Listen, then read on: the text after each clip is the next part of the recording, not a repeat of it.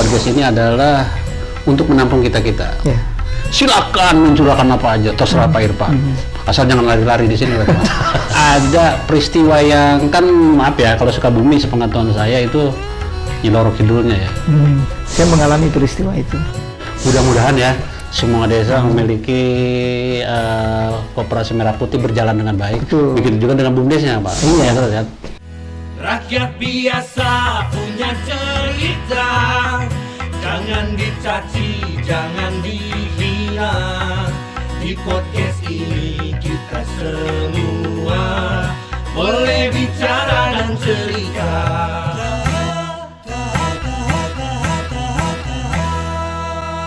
Rakyat biasa punya cerita. Assalamualaikum warahmatullahi wabarakatuh. Selamat datang di acara podcast Rakyat Biasa Punya Cerita. Hari ini kami kedatangan Bapak Irfan Lahardi, seorang sekdes Desa Cinangka, Kecamatan Ciampea, Kabupaten Bogor. Selamat datang, Pak Irfan. Selamat datang. Waduh, Gimana kabarnya? Alhamdulillah. Baik, Kang Irfan ini, alhamdulillah Kang Irfan sudah bisa hadir, sudah bisa menyempatkan waktu ke podcast ini. Baik, sebelum kita ngobrol-ngobrol panjang lebar Kang Irfan, Ya, gimana, sekali lagi Assalamualaikum warahmatullahi wabarakatuh. Waalaikumsalam warahmatullahi wabarakatuh. Kang Irfan sehat-sehatnya. Alhamdulillah semakin sehat dan Yang semakin penting baik. kita sehat dan Ya. baik. Pak Irfan, terima kasih sudah datang ya sekali lagi. Sama-sama Kang Haris. Ya. Podcast ini tadi saya sudah sebutkan di awal, podcast ini adalah untuk menampung kita-kita. Ya. Silakan mencurahkan apa aja, terserah Pak Irfan. Asal jangan lari-lari di sini, Pak Irfan. Iya. Tentunya ada aturan di sini ya. Bebas tapi lah bebas. Ya. Rakyat biasa itu harus dibiasakan bebas, ya kan?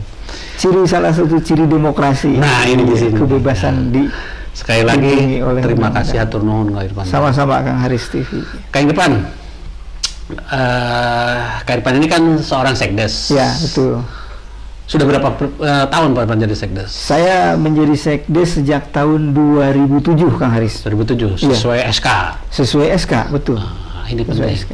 Tapi sebelum kita bicara ke sana dan bicara macam-macam, nama Pak Irfan ini siapa, kelasnya, dari SD-nya di mana, aslinya orang mana? Silakan Pak Irfan. Ya, terima kasih Kang Haris. Nama saya, pemberian nama dari orang tua, ini namanya cukup unik ya, Irfan Lahardi.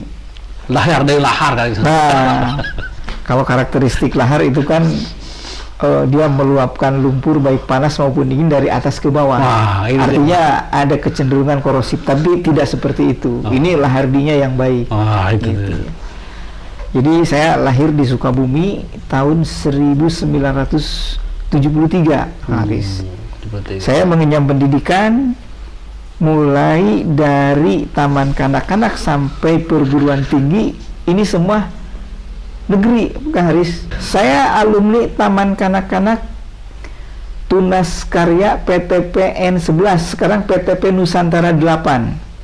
Oh, Ini luar biasa perhatian benar. orang tua saya kepada saya untuk mendapatkan hak-hak anak. Saya dipenuhi hak pendidikan itu mulai dari pendidikan dasar, pendidikan anak usia dini. Baik. Saya alumni Taman Kanak-kanak tahun 1980 di PT di TK Tunas Karya Kebun Sukamaju, PTP 11 dulu. Kebun teh apa? Kebun karet dulu. Oh, karet.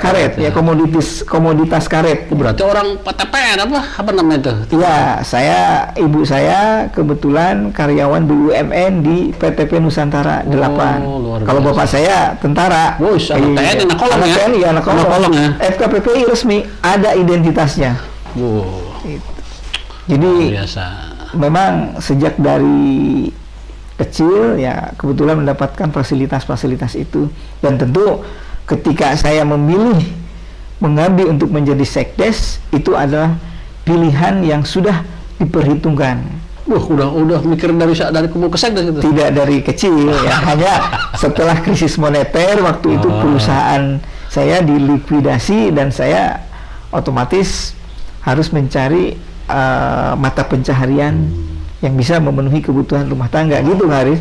Baik pemirsa, berarti ini orang Sukabumi ya? Kelahiran Sukabumi, Oh, Sukabumi. istri orang Bogor, Cinangka. di Desa Cinangka, Oh. Kecamatan Ciampea. Gini kan, dulu SMA di Sukabumi. Saya SMA-nya SMA Negeri 1 Cibadak, Kabupaten Sukabumi. Oh di Cibadak. Cibadak. Sukabumi Cibadak Iya, ya. betul, Oh, Haris. orang Sukabumi Cibadak. SMP-nya di SMP Negeri 1 Nagrak, Kabupaten Sukabumi. SD-nya SD Negeri 1 Nagrak, Kabupaten Sukabumi juga. Gini kan, dulu saya pernah dengar kalau nggak salah dulu Pak Irfan itu tinggalnya di melewati apa laut apa sih itu? Nah, coba apa itu cerita? Kalau menuju ke tempat tinggal saya, ke kampung halaman itu, karena tempat tinggal saya itu dulu tanah bekas perkebunan ya di masa kolonial. Itu tanah negara, kemudian dikuasai oleh negara ya, kemudian dibagikan kepada masyarakat secara legal ya, resmi gitu, dan sekarang sudah bersertifikat Oh, milik masyarakat ya? milik masyarakat. PTPN ini masih ada nggak? Kenapa? Masih ada itu di mana pohon apa namanya karet dan Oh, sebagainya? kalau pohon karet sekarang kan komoditasnya diganti untuk PTPN itu. Oh. Tapi macam-macam ya, ada variasi ya, diversifikasinya ada. Yang saya tahu sekarang jadi sawit ya. Oh, sawit. Sawit. Nah itu tanahnya milik masyarakat. Bukan tanah PTP Nusantara. Enggak, tapi kalau rumah. Oh, kalau rumah itu dulu sejarahnya perkebunan yang dikuasai oleh swasta ya. Kemudian karena HGU-nya sudah berakhir, kemudian tidak ada permohonan untuk memperpanjang HGU tersebut, akhirnya tanah itu digarap oleh masyarakat. Kalau yang di tempat tinggalnya di kampung halaman saya itu di Nagrak Cibadak. Bukan tadi ada cerita pernah dengar dulu Pak Irfan. Kalau mau ke kota itu atau saya tidak tahu deh, harus melewati laut atau maksudnya Kalau itu dulu di tempat kerja saya. Oh iya, coba gimana? Nah, ini yang menarik tuh, Bang. Di tempat kerja dulu saya pernah bekerja di koperasi, Kang Haris. Wah, koperasi. Iya, itu tahun 96. Ya. Jadi saya kembali, memori saya teringat nih. Tahun 96 artinya 29 tahun yang lalu ya kejadiannya. Dan sekarang ketemu lagi nih di desa dengan koperasi lagi nih. Koperasi Merah Putih itu, Kang Haris. Nanti kita bahas itu, Pak. Oke, siap, gitu Haris. ya. Jadi sedikit sambung ya. Ya, boleh, terus, ya. Jadi saya untuk menuju tempat bekerja itu dulu di Sukabumi, di daerah Pelabuhan Ratu. Jadi kalau untuk menjangkau ke tempat kerja jarak yang lebih dekat itu dari dermaga Pelabuhan Ratu menuju tempat pelelangan ikan di Ciwaru Cimas. Jadi harus, kalau melalui jalan darat lumayan cukup lama, tapi kalau melalui dermaga, melalui dermaga ini kapal ya, menggunakan perahu tempel itu cukup relatif waktunya tidak terlalu lama. Oh, jadi makanya ada jalur. Iya, 2 jalur. Jalur laut, ya. ada jalur darat, tapi kalau darat jauh. Kalau melalui darat jauh. Kita harus memutar ke Jembatan Bagbagan, mungkin Kang Haris pernah dengar ya? Nama.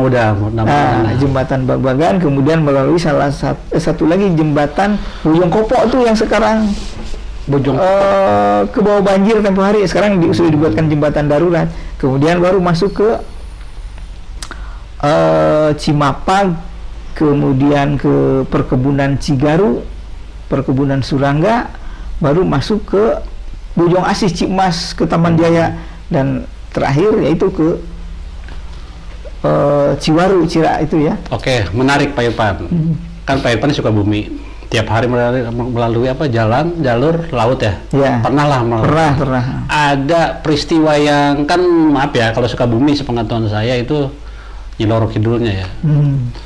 Nah, kalau menurut Pak Irfan nih, seorang asli orang sana, cerita-cerita seperti itu pernah mengalami atau tidak, Pak?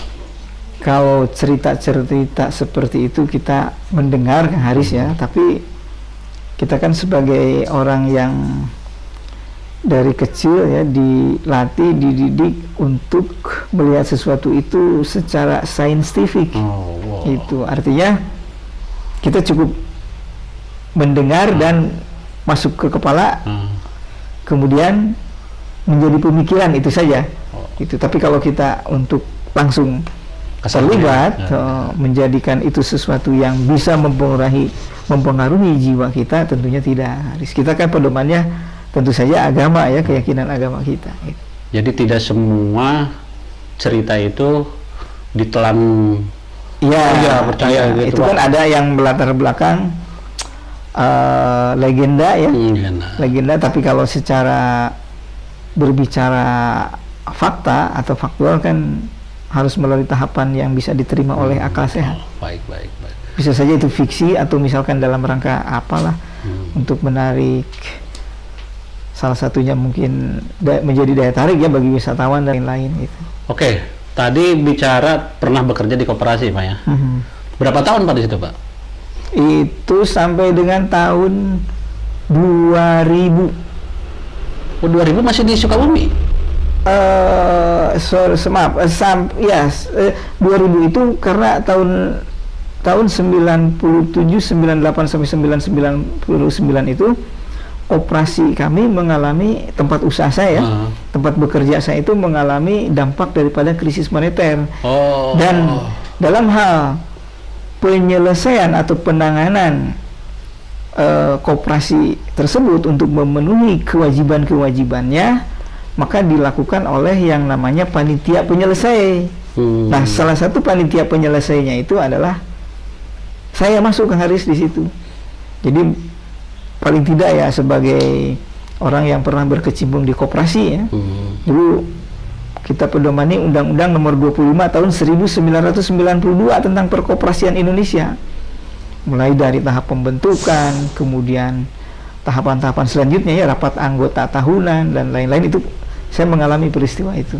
Sampai pembubaran ya, saya ikut juga. Pembubaran yaitu ditangani oleh panitia penyelesai yang dipilih dalam rapat anggota tahunan. Ya, RTA apa? Rapat RAT. Iya, betul itu. Gini Kang Irfan, sebelum kita bicara koperasi yang sekarang lagi marak, nanti kita bahas khusus. Koperasi itu kan udah masih berjalan, atau kalau koperasi sudah dihapus seperti itu, apakah masih tetap ada atau bagaimana? Kalau koperasi, penghapusan koperasi itu kan kewenangannya ada kewenangan ya, ketua dan ya ada melalui proses rapat anggota tahunan itu, dan itu melalui tahapan salah satunya due diligence ya. Diperiksa dulu apakah koperasi ini sudah tidak bisa melanjutkan aktivitasnya. Nah, itu nanti melalui tahapan itu dulu Pak Haris. Itu. Oke. Baik. Di Sukabumi, terus tiba-tiba nih sekarang ada di Cinangka. Coba sejarah bisa ke Cinangka itu apa tuh? Oke, Haris. Ini singkat aja ya, langsung saya singkat. Kenapa saya bisa berada di Cinangka? Karena istri saya orang Cinangka. Itu. Jadi ya ini sesuatu yang mungkin semua orang hampir mengalami ya, apa yang dinamakan cinta ya. Nah, itu. Karena saya mencintai. Ketemunya di mana nih? Nah, ketemunya tahu. Iya, betul ini harus. Ketemunya waktu saya bekerja di Luwiliang. Oh, pernah kerja di Luwiliang? Pernah sama di koperasi juga. Bekerja di Luwiliang. Jadi cik urang Bogor mah di Kalewi manggih Liang. Itu kan sampai ini hari. Ya, jadi sejak tahun 97 sampai ini hari berarti saya di Cinangka di Kabupaten Bogor ini sudah 28 tahun. Berarti tahun berapa di Cinangka? 97 Pak. Kita sudah di Cinangka. 97 ya? Iya. Perjalanan ke Cinangka kan masih tetap di koperasi. Nah, saya mau tanya tentang koperasi. Kenapa Bapak dari awal pekerjaannya koperasi di mana di Sukabumi kan koperasi juga. Iya. Terus ke Campea lah ya. Ke wilayah istri juga kerja di koperasi. Apa memang dulu kuliahnya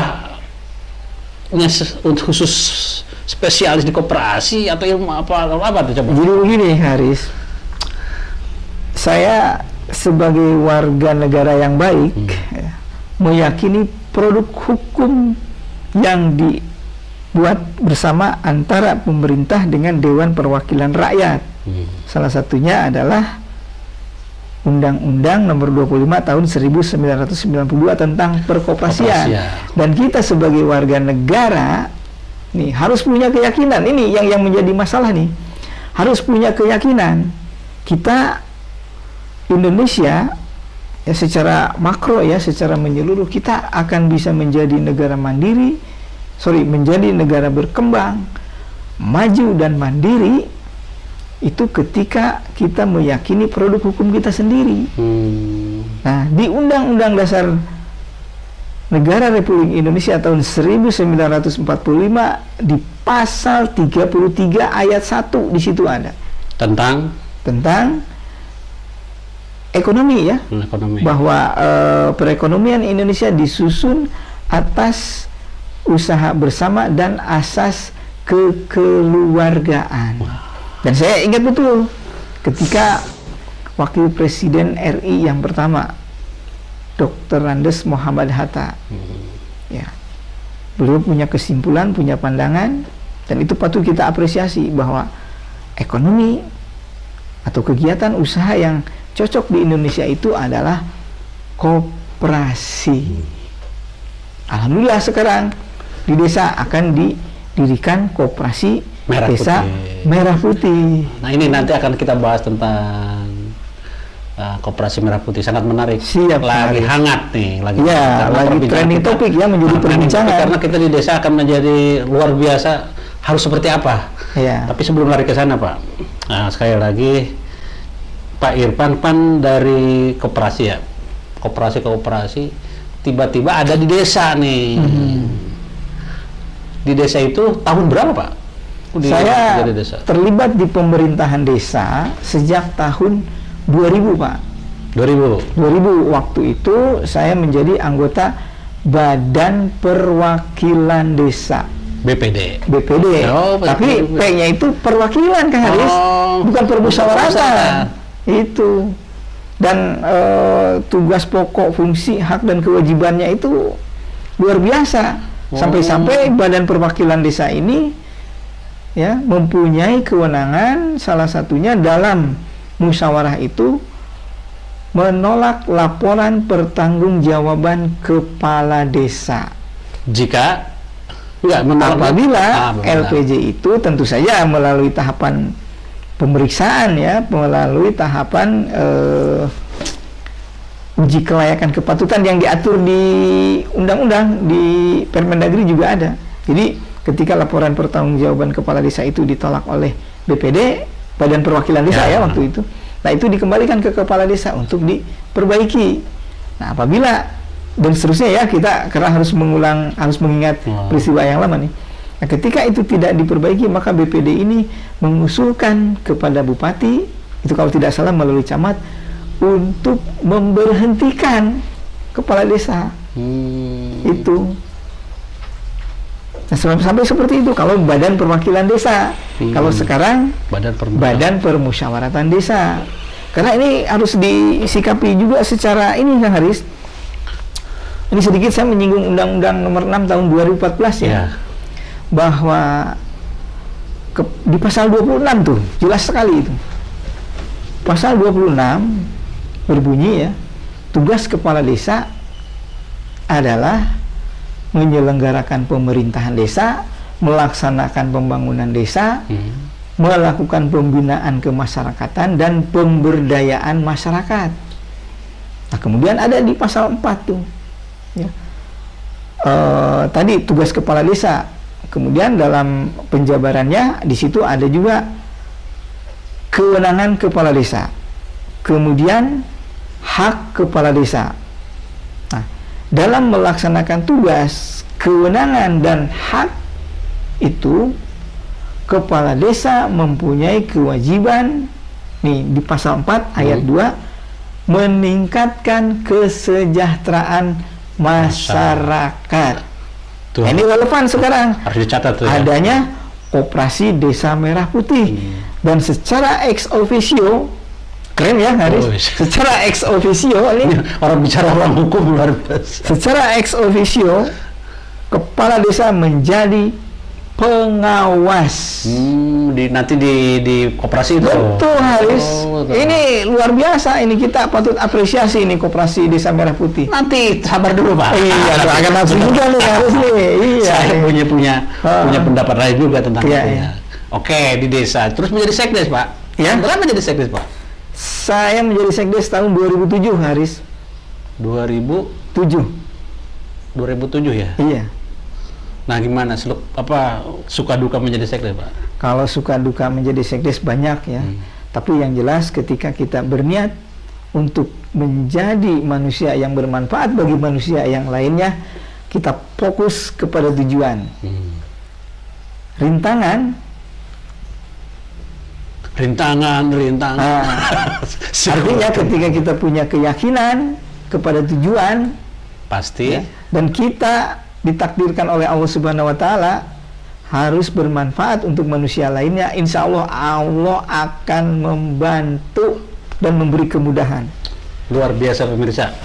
Inilah, saya tidak salah memanggil Pak Irfan. Wah, berlebihan tuh kan harus tuh. Aduh, kita ini berada di dalam sebuah sistem, terutama pemerintahan, itu sudah menjadi keharusan. Diharuskan oleh undang-undang kita. Karena apa? Prinsip dasar pelayanan dan penyelenggaraan pemerintahan di desa, termasuk di desa, itu adalah, kita sering dengar, kepastian hukum.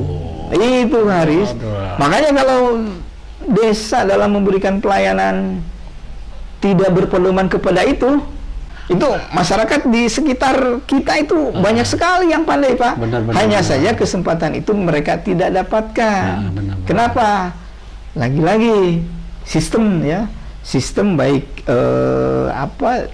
tradisional, konvensional itu, dan tentu saja nasib dan takdir. Itu Haris. Menarik. Tadi bicara tentang hukum di desa. Di desa itu harus patuh dan karena memang gini juga Pak Irfan ya. Kita di dalam suatu pemerintahan, jika asal-asalan, jika terjadi sesuatu akan berbahaya ya kalau benar. Sangat berbahaya Pak. Iya. Terutama dari surat menyurat dan lain-lain, izin dan lain-lain. Ya, makanya harus kita taat tentang hukum itu. Ya? Harus taat. Itu desa harus mempedomani Permendagri nomor 2 tahun 2017. Permendagri nomor 2 tahun 2017 ini menjadi rohnya pemerintah desa dalam memberikan pelayanan kepada publik agar mendapatkan kepastian hukum. Nah, itu Permendagri nomor 2 tahun 2017 itu tentang standar pelayanan minimal desa. Kita membuat sesuatu kalau harus berdasarkan hukum dan lain-lain, wah ngeribet ribet. Ada yang seperti itu. Nah, ini seperti itu. Yang kadang-kadang kita ini hanya pelayan. Kadang-kadang mau tidak mau kita membuat surat menyurat. Ya udahlah, yang penting mah beres. Nah, ini menurut Pak Irfan sendiri bagaimana? Nah, kalau ada menghadapi hal-hal seperti itu? Tentu saja akan ada risiko. Pemerintah desa ini, pemerintah desa tidak sendiri Pak ya. Dalam hal melaksanakan kegiatannya, pemerintah desa dibantu oleh lembaga kemasyarakatan desa. Nah, artinya di situ bagaimana ini aturan-aturan ini bisa tersampaikan kepada masyarakat, kepada publik. Nah, tentu saja menggandeng lembaga-lembaga tersebut, bekerja sama dengan lembaga kemasyarakatan yang ada di desa untuk menyampaikan ini loh, bahwa pelayanan di desa itu ada dasar hukumnya. Ya, salah satunya tadi tentang Permendagri nomor 2 tahun 2017. Itu sangat penting, itu harus dipedomani karena tadi untuk mengantisipasi tadi ketika ada kebutuhan masyarakat yang harus kita layani tetapi tidak terselesaikan.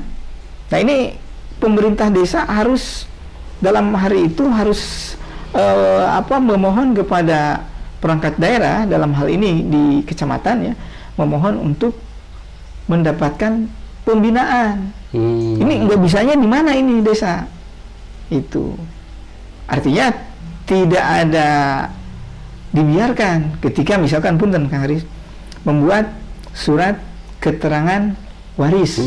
Nah itu yang meregistrasi pemerintah desa, pernyataannya dilakukan oleh para ahli waris kemudian diregistrasi oleh pemerintah desa. Nah tetapi itu ketika masyarakat tidak bisa membuat sendiri, maka pemerintah desa menyediakan formatnya.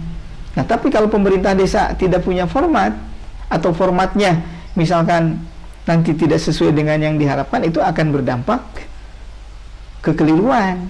Nah, sehingga mengantisipasi itu agar tidak terjadi, ketika produk itu misalkan tidak bisa diterima oleh instansi yang dituju oleh ahli waris, maka pemerintah desa itu harus berkoordinasi dengan pihak perangkat daerah, dalam hal ini kecamatan, untuk mendapatkan pembinaan. Diberitahu salah satunya bahwa format yang betul itu begini, substansi surat keterangan waris itu begini. Itu Kang Haris. Jadi tetap kita harus memiliki biar kita kuat di kemudian hari. Betul. Ya. Itu sangat luar biasa. Betul. Nah, ini terserah siapa Irfan mau minum dulu. Oh iya, terima kasih Kang Haris. Ya. Bismillahirrahmanirrahim. Gini Pak Irfan, kita ya di pemerintahan. Pak Irfan sekarang masih sekdes sebenarnya? Masih Pak, masih. Alhamdulillah masih. Nah, masih ya. Iya, benar. Demi Allah, salaman masih. Iya, masa nggak percaya Kang Haris? Cek ke kantor saya nanti, masih ada di SOTK tuh. Ada itu Kang Haris ya. Oke Pak Irfan, kita bicara BUMDes dulu. Ya. Kementerian Desa kan harus didirikan BUMDes di setiap desa dengan desa. Nah, kemudian sekarang setelah kita mendirikan BUMDes, muncul nih koperasi merah putih berkaitan dengan Pak Irfan zaman dulu nih. Ini sangat luar biasa kalau Pak Irfan udah paham tentang koperasi. Nah, cuma hanya saja menurut Pak Irfan nih, BUMDes dengan koperasi seperti apa nih sekarang nih menurut Pak Irfan? Kalau pandangan saya begini Kang Haris. Pak. BUMDes dan koperasi ketika berada di satu wilayah administrasi pemerintah desa itu bisa sinergi. Jadi tidak akan bersinggungan. Tidak akan bersinggungan. Tapi dua badan ini akan sejalan. Itu karena sama-sama berorientasi. Kalau koperasi ya sesuai dengan amanat undang-undangnya, kemudian ada anggaran dasar, anggaran rumah tangganya, salah satu tujuannya adalah mensejahterakan anggotanya. Gitu ya.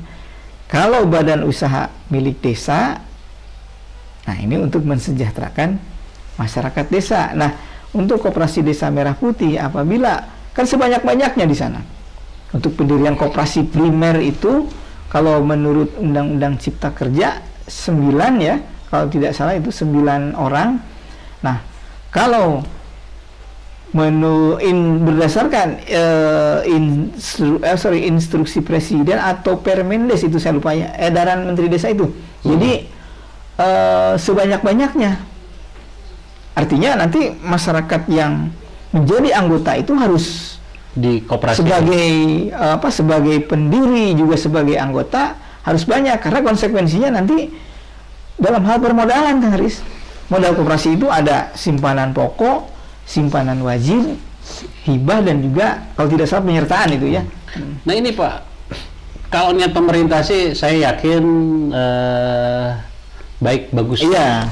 Nah yang menjadi bukan masalah sih, ini berpikiran saya, kenapa merah putih itu kalau BUMDes, kepala desa itu dilibatkan karena badan usaha milik desa. Iya, betul. Wajar kalau kemudian itu masih pengawasnya masih kepala desa. Nah, kalau mungkin saya salah ya, kenapa koperasi merah putih itu kepala desa masih harus ikut serta? Maksud saya bisa nggak sih Pak kalau merah putih ini udah aja berdiri sendiri, dia datang dari pusat mendirikan nih begini nih, ayo siapa yang mau ini atau dibentuk, kenapa harus desa juga? Nah, benar nggak sih menurut Prat atau gimana? Gini Haris. Coba. Ini semakin menarik ya.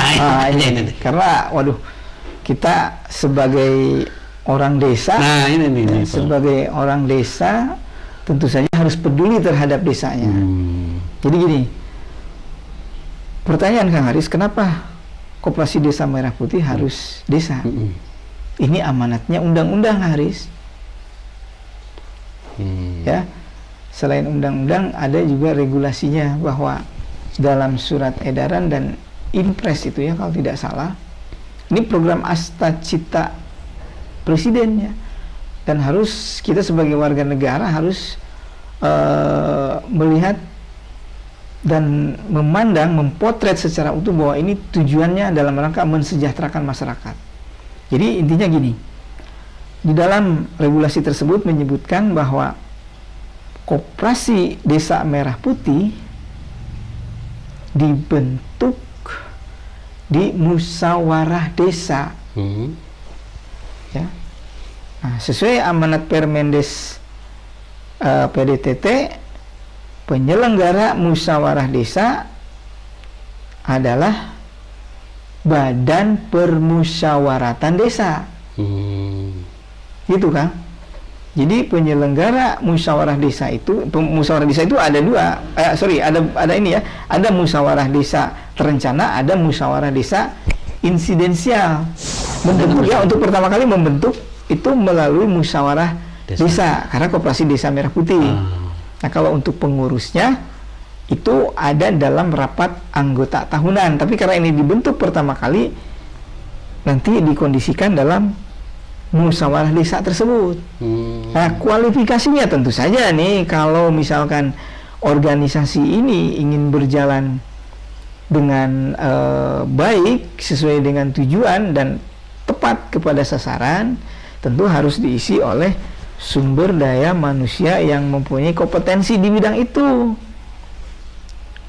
Kepala desa sudah diberikan kewenangan tuh oleh pemerintah, oleh negara ya, oleh aturan, ex officio jadi pengawas. Makanya di dalam edaran tersebut, ini kalau tidak salah juga, nggak apa-apa ya? Nggak apa-apa, karena saya biasa kita nih. Iya, kalau sekdes kan banyak ininya nih, jadi membaca itu kadang-kadang harus menyediakan waktu. Pak Irfan, inilah tempat podcast ini untuk berbicara seperti ini. Iya, saya apresiasi luar biasa nih Kang nih. Ini kenapa saya mendirikan podcast ini, yang membentuk ini. Ya ini, rakyat seperti kita ini, hayu luapkan. Iya, betul. Pemikiran kita, ya kan ini. Makanya penting nih Pak Irfan. Kenapa kita bukan apa-apa, kita adanya di desa. Takut menjadi apa ya? Di kemudian hari dianggapnya desa lagi, ke desa dui bahasa gitu kan. Akhirnya dari pihak masyarakat, warga yang tidak ingin yang ingin masuk, yang ingin masuk menjadi pekerja atau apalagi tanda kutip di luar nih sudah banyak booming, ada gajinya sekian, 5 miliar lah sekian, seperti itu. Takutnya akan menjadi tanda kutip, desa teh harus udah orang desa lagi. Nah, maksud saya makanya tadi kenapa walaupun tadi sebagai regulasi ya Pak ya, menurut hukum ini, menurut undang-undang tadi kita tidak bisa berbuat apa kalau seperti itu. Makanya kita di sini nih, kita minimal masyarakat tahu. Ya. Kenapa? Tadi yang kaitannya dengan Kang Hari sampaikan, desa ini sekarang sudah betul-betul dibuatkan sistem agar masyarakat ini benar-benar kesejahteraannya meningkat. Nah, sehingga penyelenggara pemerintahan, ya, dalam hal ini pemerintah desa dan BPD, pemerintahan ya saya sebutkan ya, penyelenggaraan pemerintahan di desa itu pemerintah desa dan BPD. Nah, mungkin Kang Haris pernah mendengar indeks desa. Ya. Permendes nomor 9 tahun 2000 berapa? IDM. Dulu IDM. Ya. Kalau sekarang kan indeks desa.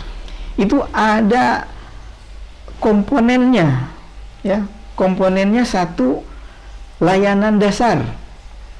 Kemudian sosial, ekonomi, lingkungan, aksesibilitas, dan tata kelola pemerintahan. Subdimensinya, kemudian ada perangkat indikatornya. Nah, di perangkat indikatornya ini betul-betul diperiksa nih oleh yang namanya tim pelaksana pendataan indeks desa. Ini tim pelaksanaan pendataan indeks desa ini dituntut jujur nih. Jujur, harus fair ya untuk mempotret tadi Pak tentang indeks desa ini, layanan dasar, sosial, ekonomi, lingkungan, aksesibilitas, dan tata kelola pemerintahan. Betul. Kalau misalkan tidak ada, ya bilang tidak ada. Kalau misalkan lingkungannya tidak ada tidak ada inisiasi atau tidak terlembaga tentang pengelolaan sampah, bilang tidak ada, jangan disebut ada.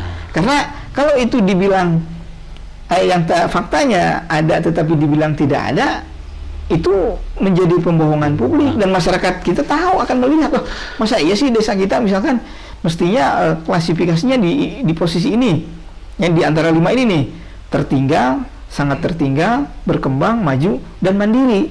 Nah itu kalau pengisian itu tidak fair, ya tidak menutup kemungkinan bisa tadi di antara 5 tadi, yang seharusnya misalkan desa berkembang menjadi desa maju, menjadi desa mandiri. Itu. Nah ini ada hubungannya dengan tadi itu. Produk luar biasa sebenarnya ya. Iya, harus bagus untuk masyarakat di desa masing-masing Ya, sebenarnya. betul. Nah ini yang kemudian mudah-mudahan ya semua desa memiliki Koperasi Merah Putih berjalan dengan baik. Betul. Begitu juga dengan BUMDesnya Pak. Iya. Ya kita harus yakin bahwa Koperasi Merah Putih ini insya Allah akan bermanfaat untuk masyarakat. Sangat bermanfaat apabila dikelola dengan baik. Dikelola dengan baik dalam arti sumber daya manusianya, itu sumber manusia. kemudian prinsip manajemennya, planning, organizing, actuating, and controlling. Wah, ini luar biasa, karena ini udah nggak bisa main-main manajemen. Ini desa zaman now nih kan, desa zaman now nih. Artinya kalau tidak, makanya di Sustainable Development Goals, keren ya harusnya. SDGs itu kan harus pernah dengar tuh.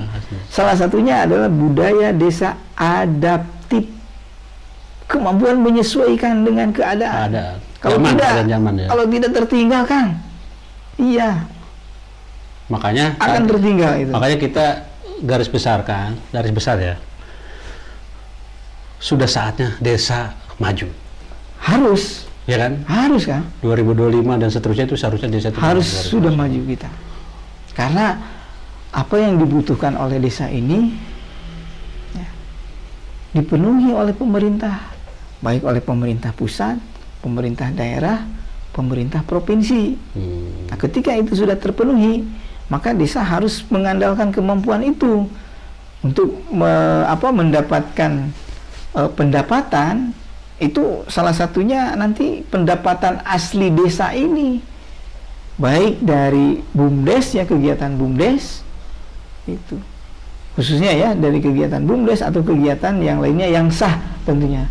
Nah ini makanya ini PR untuk semua desa mungkin ya. PR pendapatan asli desa itu jangan dianggap sepele. Tidak bisa dianggap sepele itu. Ini Pak, sangat luar biasa sebenarnya, bukan untuk siapa-siapa. untuk desa itu sendiri, kesejahteraan desa. Ini yang menjadi PR semua desa kan? Iya. Mudah-mudahan di Kabupaten Bogor khususnya ya, Amin. desa-desa 416 desa mudah-mudahan. Desa PAD-nya dari BUMDes, dari Merah Putih, dari mudah-mudahan akan meningkat dan kepala desa akan semakin sejahtera dong ya. Tentunya tidak hanya kepala desa, perangkat desa, dan masyarakat juga kan, kepala sekdes, kepala urusan, kepala seksi, kepala wilayah, anggota linmas, luar biasa ya. Kemudian mitra pemerintah desa, mitra ya, Haris, mitra pemerintah desa, ada Pak RT, ada RW, ada PKK, ada LPM, ada mitra CAI-nya, itu. Luar biasa. Mitra CAI P3A, nih yang mendukung suksesnya ketahanan pangan. P3A. Perkumpulan Petani Pemakai Air. Itu hari. Luar biasa Pak Irfan. Iya. Inilah Ini ya yang saya alami ya. Yang saya alami tentu saja bukan saya asal menyampaikan, tapi karena saya mempelajari tentang itu dan berpedoman kepada regulasi peraturan perundang-undangan. Nah ini yang penting, kita ngobrol itu penting, sharing. Sharing, betul. Ini bukan menggurui Kang Haris, bukan nih, Kang HTP nih, nggak enak saya nih. Justru dipanggil itu untuk semuanya. Alhamdulillah. Berarti ikhlas mengundang saya nih. Ikhlas dan Kak Irfan juga harus ikhlas datang. Sama Kang Haris. Karena kita ikhlas. Kak Irfan, Pak Irfan, kita ini kan bukan siapa-siapa. Betul. Kita rakyat biasa, tidak mungkin kita bisa bicara di depan bupati seperti ini. Oh iya betul Kang. Audiens, Iya. pemikiran, Audiens ya. berpikir atau memberikan instruksi, Iya. nggak mungkin. Lewat cara ini kita. Iya Ya, betul. kalau saya kan hanya sebagai host, Iya. menanyakan. Mhm. Bagaimana kalau begini, bagaimana kalau begini. Mudah-mudahan tadi seorang yang dari Sukabumi Mhm. datang ke Ciampea menjadi sekdes, pemikirannya sangat luar biasa. Makanya sekali lagi pemirsa, saya tidak salah memilih untuk tamu hari ini. Kita selalu berbicara tentang kebersihan dan lain-lain. Hari ini kita berbicara tentang Koperasi Merah Putih. Betul Hari. Pak Irfan yakin Koperasi Merah Putih akan berjalan di desa masing-masing? Yakin selama penyelenggara pemerintah dan seluruh stakeholder punya integritas. Nah ini, integritas. Integritas. Catat, kita semua masyarakat desa seluruh Indonesia, karena adalah kewajiban Satu penyelenggara pemerintah, Penyelenggara dan pemerintah, karena saya juga masyarakat, tentunya kewajiban sebagai masyarakat. Nah ini luar biasa nih kita. Ada diatur di undang-undang hak dan kewajiban masyarakat desa, termasuk salah satunya ini bersuara tentang koperasi Tapi jangan, Desa Merah Putih. tapi masyarakat jangan salah juga. Jika tidak terekrut atau bekerja di Merah Putih, kan bisa menjadi anggota. Betul. Ini yang kehebatannya nih. Jadi Iya. siapa saja yang ingin bergabung di Merah Putih, Betul. boleh dong Pak Anja, Bisa. dengan menjadi anggota, Dengan menjadi membayar anggota. apa namanya Pak, Simpanan pokok, simpanan wajib. Iya. Itu loh kehebatan koperasi, Iya, koperasi. itu. Iya. Mudah-mudahan nggak terasa nih Pak Irfan. Oh, aduh, iya, Satu harus. jam. Sekali lagi terima kasih. Sangat luar biasa. Saya terus pengen Terima kasih, Kak Arif. bercerita tentang macam-macam. Karena di desa itu memiliki bupati dan gubernur baru kan. Iya, baru semua. Mudah-mudahan bupati, gubernur, presiden mendengar rakyat-rakyat kecil seperti kita. Iya, betul. Keluhannya, ide-idenya, mudah-mudahan kita walaupun bukan seorang praktisi hukum yang hebat, Iya. seorang sekdes yang luar biasa, mudah-mudahan ada satu kata atau kalimat yang baik. Silakan para pemangku jabatan Iya. diambil. Kalau ada salah-salah kata dari kami, khususnya dari saya sebagai host dan Pak Irfan sebagai tamu saya, mohon dimaafkan. Siap. Karena Mohon dimaafkan. podcast ini adalah rakyat biasa punya cerita. Iya. Jadi kita bebas untuk bicara dan saya serahkan lagi ke Anda. Sekali lagi subscribe, like and share and comment. Selamat, sampai jumpa di lain waktu.